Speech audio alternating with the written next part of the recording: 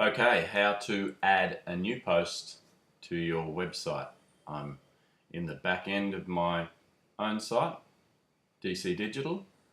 So, from the dashboard, we navigate down to posts and we click on that.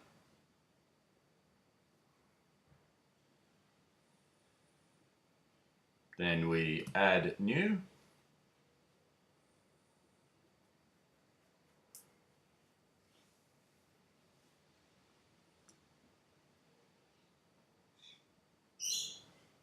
Okay, and that will land you here.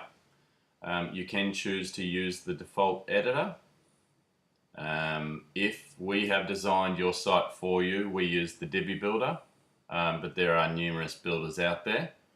So I'll quickly show you the default editor is like this. Test. You add your content here. Blah. Blah. Blah. Okay, you get the idea there. If we have built it for you, we do suggest using the Divi Builder, so just click here and it will initiate.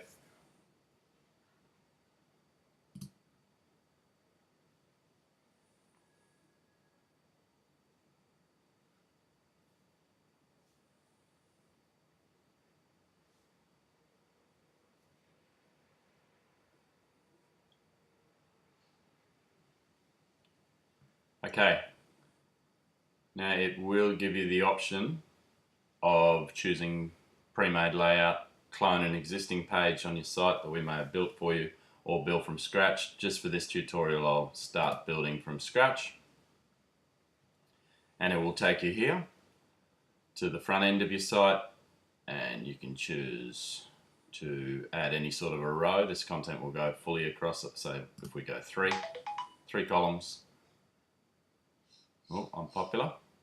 Okay, so we come down here and say we want an image to border the text in the middle. We'll scroll down to the image module. That's where you put your image. Go to settings, then that will take you to your gallery. Then you might want a few words.